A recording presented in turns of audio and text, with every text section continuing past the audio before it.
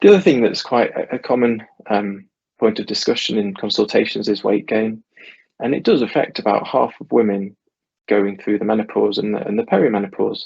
So even before the periods have stopped, women sort of in their 40s do start to gain weight because of this slow decline in estrogen levels. And by the menopause, on average, women have gained about 10 kilograms. But not only that, it tends to distribute itself differently around the body. So it tends to be more on the hips and the tummy, and also inside your tummy. So fatty deposits around the organs in your tummy. And it's that actually increases your risk of heart disease.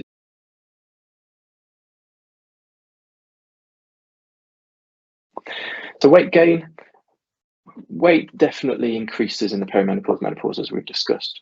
And this is a really common thing as well to discuss in clinic. And it does come down to sort of three basic things.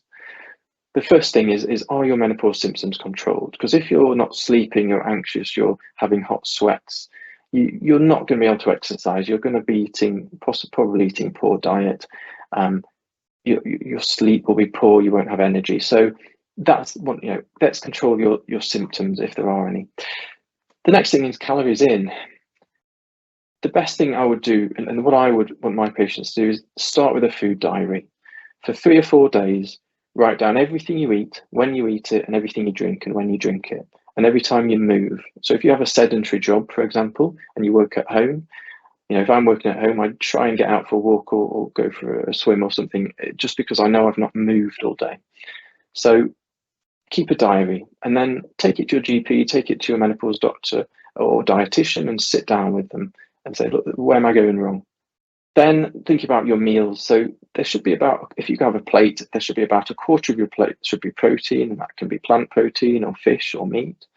And then a quarter should be carbohydrate, but low GI carbohydrates. So carbohydrates that increase your blood sugar slowly. So not things like chips or potato or white bread, but more things like brown pasta, brown bread, complex carbohydrates like porridge. These things are really good for giving you a nice steady sugar level in your blood, and that then means you don't lay fat down. And then half of your meal should be fruit and vegetables as well. So filling up on things that are protein, fruit, vegetables, rather than the carbohydrates. And then reducing your portions. Now, this is not something you can do quickly. When you cut down your food, the amount you eat, you will be starving for probably 2 weeks. But then at 2 weeks, you won't be starving anymore. So you have to bear with it and do it slowly. So slowly reduce your portions, cut down on things like alcohol that are just empty calories. A glass of wine is like eating a donut, and you wouldn't sit there.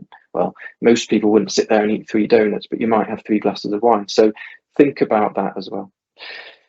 And then there's calories out as well. So exercise is really important for your heart and your well-being and your mental health.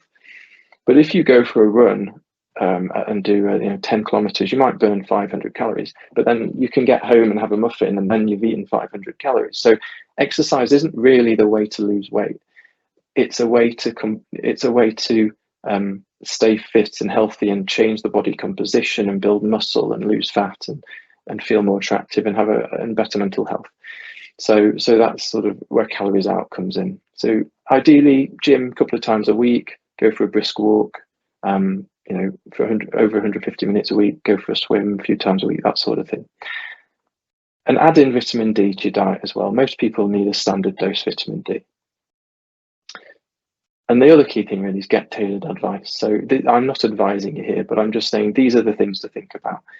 Talk to your GP, talk to a dietitian, talk to me, a menopause doctor, anybody. And then coming onto the market now, you've got Ozempic, Wegovy injections. I think this is probably going to be coming into women's health more, for certainly fertility as well. I'm seeing more and more papers and things talking about, should we be giving fertility patients these injections as well.